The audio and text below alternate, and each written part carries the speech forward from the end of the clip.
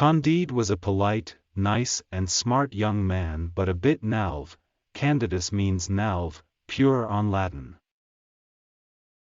He lived in Westphal, Germany in a castle owned by the Baron Thunder Tentrock. In the castle also lived the Baron's wife, kids, and Pangloss, the castle's teacher. Pangloss lived in harmony with Leibniz's theory. He believed that everything was good in the best of all worlds. Candide agreed with this theory and did not object at all. One day Candide tried to kiss the Baron's daughter Cunegonde, and because of that he was banished out of the castle. Then a new era began in his life. He went on to explore the world and he found out that stupidity, suffering and evil exist all around the world. He was fooled into joining the army of Bulgaria and he barely came out of it alive. He was terrified by everything he saw in the war. He ran off to Netherlands where he encountered a beggar that turned out to be Pangloss.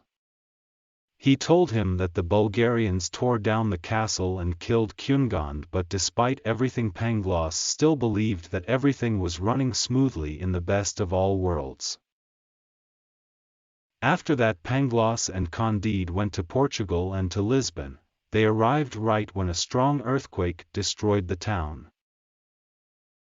They gave out some statements that got them both arrested by the Inquisition.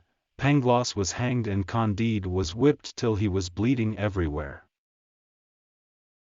He was wounded and a woman took care of him. She took him to Cunegonde and she told him her life story. She did manage to survive, but now she was the lover of two men. One of them was a Jewish banker and the other one was a great inquisitor. Candide killed them both and ran away with Cunegonde to Buenos Aires. The Spanish governor fell in love with Cunegonde and Candide was forced to run away to Paraguay. He was welcomed by a priest who turned out to be Cunegonde's brother. Even though both of them were happy to see each other, the happiness didn't last long. Candide told his that he wants to marry his sister and he freaked out when he heard the news. They started a fight and Candide stabbed him with a sword. He ran away, again, with his servant Cacambo to a land of cannibals. They barely managed to save themselves thanks to Cacambo's resourcefulness. They arrived to El Dorado, and that is a mythical land where everything is made out of gold. The people there were noble, wise, and religious, and they didn't need a church, courthouse or a prison. The life standard is high and the state tried to develop art and science. Candide wasn't able to stay there long because he couldn't live without Cunegonde. He gathered a lot of gold and diamonds and left El Dorado. After that he sent Cacambo to Buenos Aires to ask the governor to free Cunegonde, and he decides to go to Europe. An old scientist made him company and his thoughts about the world were nothing like the things Pangloss thought Candide. During the ride they talked about free will, vices, destiny, good, bad and virtues. Candide arrived to Paris and after he met its lifestyle he headed to Venice. There he met Pococurante who couldn't enjoy life despite his richness, and he also met 6 kings who lost their throne.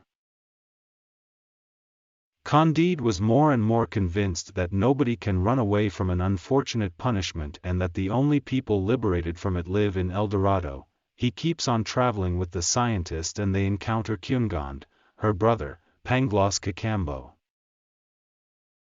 Cunegonde is old and ugly but Candide marries her. All of them live on a land that Candide bought with the diamonds and gold from El Dorado. Pangloss still stood by his opinion about life but Candide doesn't care about it anymore. The novel ends with Candide's words that everyone should cultivate their own garden.